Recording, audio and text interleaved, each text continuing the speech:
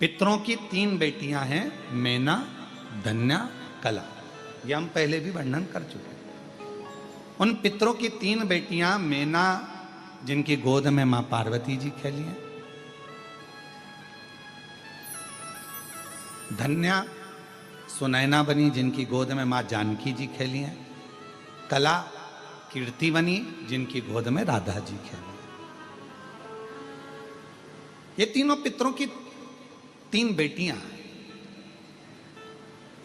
पितृलोक में इनका निवास है, पितृलोक में ये रहती हैं।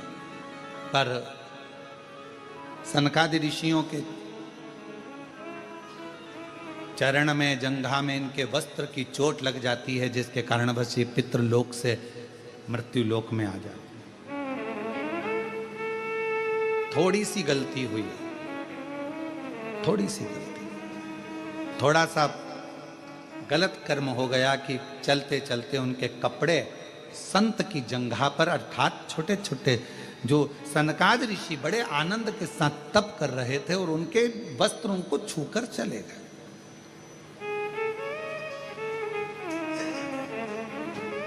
कितना सुंदर कहा है कि किसी को गाली दे दी पाप है, किसी को मार दिया पाप है, किसी को अपशब्द कह दिया पाप है, किसी के यहाँ आग लगा दी पाप है, किसी को चाकू मार दिया पाप है, किसी का हक खा गए पाप है, पाप है, किसी को गलत दृष्टि से देख लिया पाप है। पर शिव महापुराण की कथा कहती है पाप में एक पाप और है। अपने सिंहासन पर बैठकर, अपनी गादी पर बैठकर, अपनी पीठ पर बैठकर, व्यास पीठ पर बैठकर यदि किसी संत, साधु, ब्राह्मण या किसी कथाकार की या किसी तपस्वी की आप अपनी गादी पर बैठकर किसी भी तरह से आलोचना करें या निंदा करें तो यह महापाप की गिनती में आता है। इतनी बड़ी व्यासपीठ हमें हरि चर्चा के लिए मिली है, इतनी बड़ी व्यासपीठ हमें भगवत भजन के लिए मिली है, इतनी बड़ी व्यासपीठ हमें हरि गुणगान करने के लिए मिली है, इतनी बड़ी व्यासपीठ हमें परमात्मा का भजन करने के लिए, नाम लेने के लिए मिली है। और उस व्यासपीठ पर बैठकर भी अगर कोई कथाकार या कोई व्यक्ति या कोई संत या कोई साधु या कोई कथाकार उस पर बैठकर भी यदि निंदा करे तो वो महापापी की गिनती में आ जाता है। महापापी। आप भजन करो, शिव नाम लो, राम नाम लो, कृष्ण नाम लो। भक्त काय के लिए आया है? भगवत भजन करने के लिए। तो पाप कर्म केवल वही नहीं है, पाप कर्म ये भी है कि हम किसी के लिए अपशब्द क्यों बोलें, किसी के लिए आड़ा टेढ़ा क्यों बोलें, किसी के लिए अपशब्दों का बखान क्यों करें।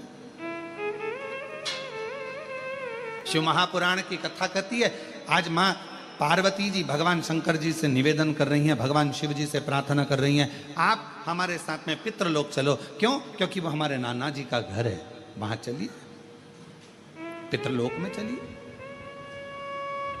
वो हमारे नाना जी का घर है, पितृलोक चलो। भगवान देवाधिदेव महादेव ने थोड़ा सा सुना और जिस चीज का जवाब नहीं देना रहता है उस चीज के लिए मौन हो जाना सबसे अच्छा है। हमारा बहुओं से भी निवेदन है और सासुओं से भी निवेदन है। बहू की कोई बात का जवाब नहीं देना है तो सास से निवेदन है कि थोड़ा मौन हो जाओ, और सासुओं से बहुओं से निवेदन है कि अगर सास की कोई बात का जवाब नहीं देना है तो थोड़ी देर मौन हो जाओ। वो अच्छा, बोलोगे और विवाद हो तो क्या मतलब का जीवन। शांति। शिव जी मौन हो गए, शांत हो गए एकदम। और है भी मेरे शंकर भगवान। कर्पूर गौरम करुणावतारम संसार सारम भुजगेन्द्र सदा हृदयारविंद भवम भवानी सहितं नमः शिवाय। ओम नमः शिवाय, नमः शिवाय, नमः शिवाय, नमः शिवाय, ओम नमः शिवाय। शिव की आनंदमय मूर्ति का प्रतिबिंब ये स्वरूप भी तो कह रहा है कि शिव शांत रहते हैं, शिव मौन रहते हैं। भगवान शंकर का एक सबसे बड़ा यदि कोई तत्व उनके अंदर है, क्या लोग कहते हैं भगवान शंकर की पूजन करोगे तो तुम्हारे अंदर हो सकता है क्रोध आ जाए, शिव जी की पूजन करोगे तो हो सकता है तुम्हारे अंदर कोई भाव आ जाए। अरे शिव महापुराण की विद्येश्वर संहिता कहती है, शंकर भगवान को एक लोटा जल चढ़ाने वाले को, शिव जी की आराधना करने वाले को, शंकर की उपासना करने वाले पर भगवान सबसे पहला सुख अगर देता है तो शांति देता है, वो भी हृदय की, मन की शांति, हृदय की शांति, मन की शांति।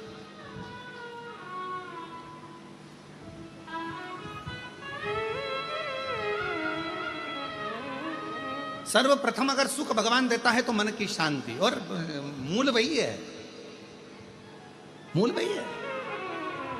हम आपसे पूछे, जरा उत्तर दीजिएगा, जहां जहां से आप लोग आए, अब हमको ये भी नहीं मालूम ना तुम कहां कहां से आए हो।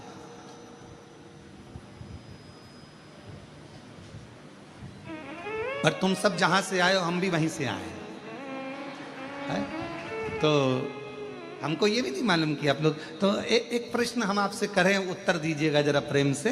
अगर कोई मर जाता है और मरने के बाद तुम्हारे व्हाट्सएप पर या ग्रुप में मैसेज आता है कि ये व्यक्ति फलाना फलाना व्यक्ति अपने प्राणों को छोड़ दिया और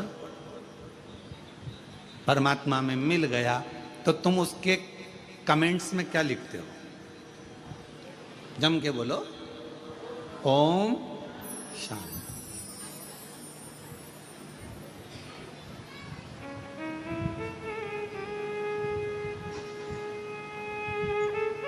क्या लिखा तुमने? जम के बोलो जरा, ओम शांति। ठीक है। और कुछ लिखा? नहीं। हाथ जोड़ लिए, फूल बना दिया, फूल का गुच्छा बना दिया, भले वो कैसा भी हो। तुमने ये लिखा कि बहुत एबला था, बहुत उपद्रवी था? नहीं। आपने क्या लिखा? ओम शांति। मतलब पूरी जिंदगी व्यक्ति ने संघर्ष किया, पूरी जिंदगी व्यक्ति ने काम किया, और आखिरी में लोग जब खड़े होकर श्रद्धांजलि भी देते हैं तो क्या कहते हैं कि 2 मिनट का मौन उस जीवात्मा की शांति के लिए धारण। और लोग हाथ ऐसा लंबा करके और बिल्कुल शांति से एकदम खड़े हो जाते हैं उस जीवात्मा की शांति के लिए। पर जरा विचार करिए कि वो शांति जो वो पूरी जिंदगी ढूंढता रहा, आखिरी तक नहीं मिली, मरने के बाद उसको शांति मिली। पर शिव महापुराण की कथा कहती है कि मरने के बाद लोगों को शांति मिलती है। वो शांति अगर शिव कहते हैं, मेरा मंदिर, मेरा देवालय, मेरा शिवालय जहां मैं रहता हूं, लोग उसे शमशान कहते हैं। मैं जहां रहता हूं काशी, जिसको लोग महाशमशान कहते हैं, जहां मैं निवास करता हूं वो स्थान मेरा कैलाश माना जाता है। तो शंकर जी कहते हैं, यदि संसार का मनुष्य जीते जी, मरने के बाद नहीं, जीते जी अगर शांति चाहता है तो मेरे मंदिर में, मेरे शिवालय में आकर अगर एक लोटा जल चढ़ाता है तो वो शांति उसको जीते जी प्राप्त हो, वो शांति उसको जीते जी। अब मरने के बाद अगर लोग ओम शांति लिखें, मरने के बाद लोग ओम शांति कहें, मरने के बाद श्रद्धांजलि में कहें 2 मिनट का मौन धारण करो जीवात्मा की शांति के लिए, उससे अच्छा है अपनी शांति अपने को इकट्ठा करना है। इसलिए एक लोटा जल लेकर शंकर के मंदिर में जाओ, शिव जी को एक लोटा जल समर्पित करो, हृदय से अपने भीतर उस शांति को आप पाओगे। जब शिव जी को एक लोटा जल चढ़ाओगे, हृदय से शांति का अनुभव। एक पत्र है, देखिए,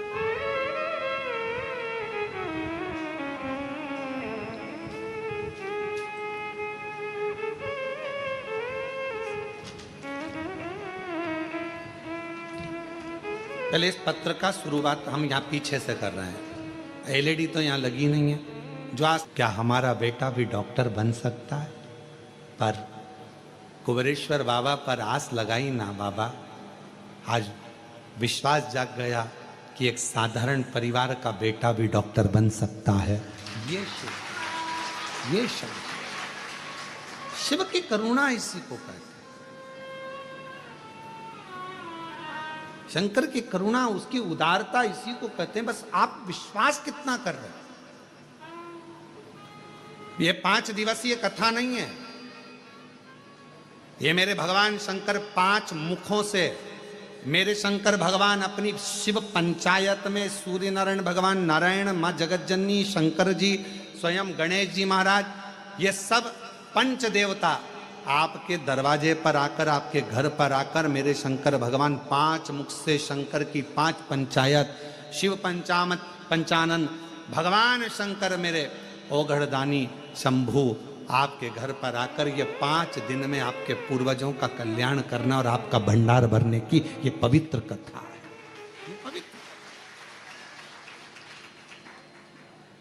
ये पवित्र कथा।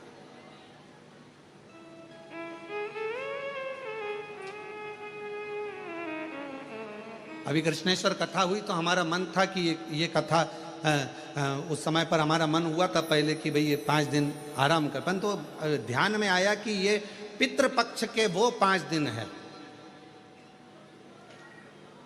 ये अमावस्या तक के वो 5 दिन है जो एकादशी से आज से चालू हो रहे हैं। बीच में प्रदोष पड़ जाएगी, एकादशी से कथा प्रारंभ हो रही है और 19 तारीख को प्रदोष बीच में आ जाएगी, फिर अमावस्या पड़ जाएगी। हमारा मन था कि ये 5 दिन अगर व्यक्ति कुछ ना करे, उसने तर्पण भी नहीं करा, उसने पिंडदान भी नहीं करा, उसने किसी को भोजन भी नहीं कराया, उसने एक अठन्नी का भी किसी को कोई अन्नदान भी ना करा हो, पर यदि उसके घर में, उसके परिवार में अगर कोई एक भी शिव महापुराण की कथा अपने घर पर बैठकर भी सुन लेगा तो कम से कम उसके पूर्वजों को मोक्ष तो मिल जाएगा। उसके पूर्वज तर तो जो कामना कर कर बैठा हुआ है, जिस कामना से वो आया हुआ है। अब जैसे ये माँ ने पत्र में लिखा कि मेरे बेटे ने आस छोड़ दी थी कि वो डॉक्टर बनेगा कि नहीं बनेगा, छोड़, 1 बार नहीं हुआ, 2 बार नहीं हुआ, 3 बार, बेटा ही करने लगा, अब नहीं दूंगा। पर माँ ने कहा है, वो सीवर वाला महाराज कहता है, अपनी मेहनत को 4 गुना करो, अपनी पढ़ाई बढ़ाओ और जितना जितना तुम विद्याध्ययन कर सकते हो, रात दिन एक कर सकते हो, उस समय से रात दिन एक करो और फिर बेलपत्र पर शहद लगाकर शिव जी को चढ़ाकर फिर जाओ। भगवान शंकर आनंदता देते,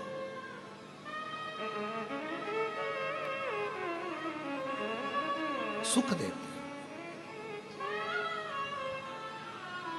अब आप लोग आए हो सकता है आप लोगों की किसी की आज की ट्रेन हो, किसी की कल की ट्रेन हो, क्योंकि मालूम तो था नहीं कि कथा यहां हो रही होगी।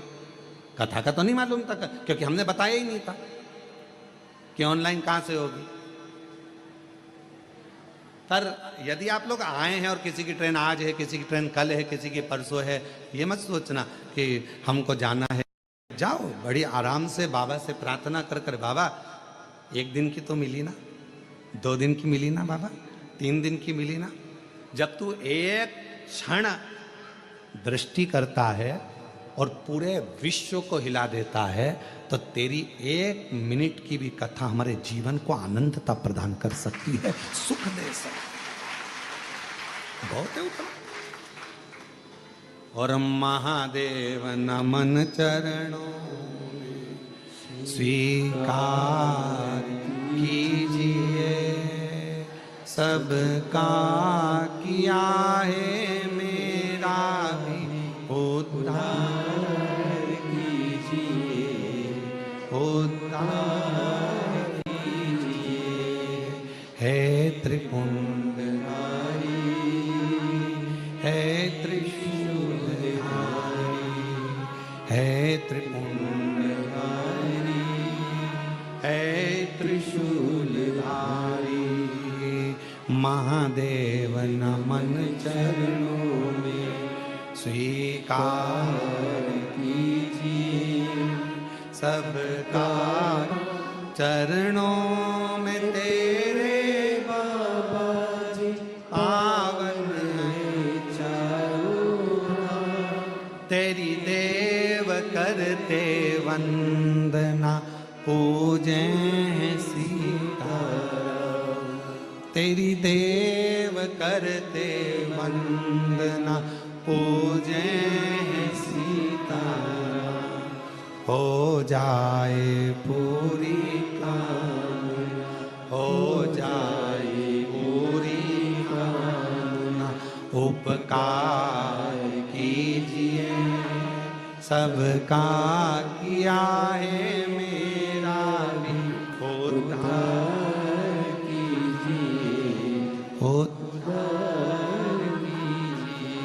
है त्रिपुंडधारी है त्रिशूल। आप जितनी करुणा सब पर करते हो, एक कृपा की थोड़ी सी भी दृष्टि हो जाए तो मेरा जीवन सवर जाए। बहुत उतना एक मात्र जरा सी एक कृपा की दृष्टि हो जाए बहुत।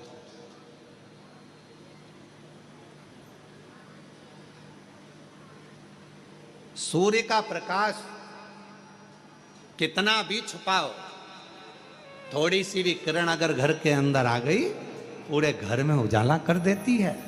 उसी तरह शंकर भगवान को चढ़ाया गया एक लोटा जल और उस जल का चढ़ा हुआ थोड़ा सा भी भाग हमारे ऊपर आ गया, आचमन में आ गया, घर पर छीट दिया तो पूरे घर को लक्ष्मी से, वैभव से, संपदा से, धन से, सत्ता से भर देता, सत्ता से भर देता। शिव शिव है, उसका तेज पुंज, उसका आनंद। इसीलिए किसी भी देवता के सम्मुख में ये नहीं कहा जाता कि ये ज्योतिर्लिंग है, ये ज्योतिर्लिंग है, ये ज्योतिर्लिंग है। केवल शंकर भगवान के शिवलिंग को जब भी दर्शन करोगे ये शिवलिंग ज्योतिर्लिंग है, ये ज्योतिर्लिंग है, ये ज्योतिर्लिंग है। अर्थात इसमें एक ज्योति समाई हुई है, वो दिव्य ज्योति आपके और हमारे जीवन का कल्याण कर दे, वो दिव्य ज्योति।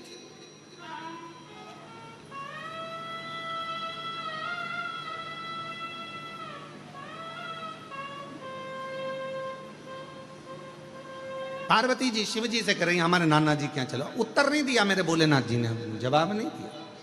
शंकर भगवान मौन थे, जवाब नहीं दे रहे उस समय का, एकदम चुप। कहीं वो दिव्य ज्योति का एक तत्व हमारे भीतर आए। ये कितने किस्मत वाले होंगे श्रीमती सरोज श्रीवास्तव जी, श्रीवास्तव परिवार कितना भाग्यशाली है। जरा विचार करिएगा कि आपने मुख्य यजमान का पद ग्रहण करा, कितने भाग्यशाली है श्रीवास्तव परिवार।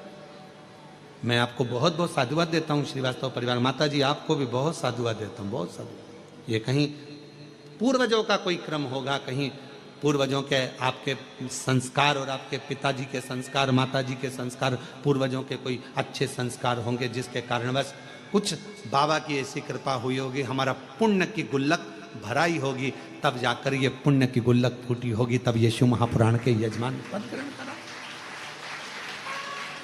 और साथ में मैं धन्यवाद दूं यश चौहान जी जो अंबाला से, उनको धन्यवाद देता हूं कि एक दिन के यजमान पद आप ग्रहण करें। साथ में यजमान देता हूं जसपाल सिंह जी को, गीता जी को, रानी जी को, जो एक दिन के यजमान पद ग्रहण करें अंबाला से। साधुता है आप, ये शिव तत्व के बिना हो ही नहीं सकता। ये भगवान शंकर की उदारता के बिना नहीं हो सकता। शिव जी मौन हो गए, शांत।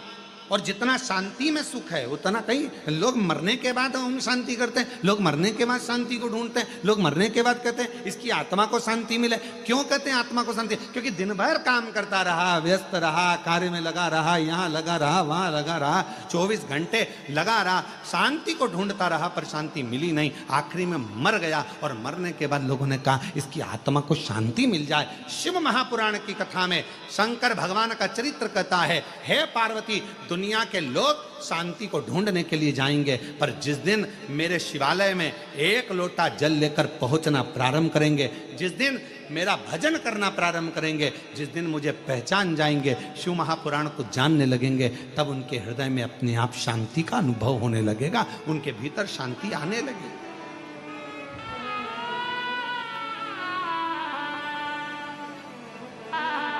कितना कितना शहर में, कितना बड़े बड़े शहरों में जाकर देखिए जरा,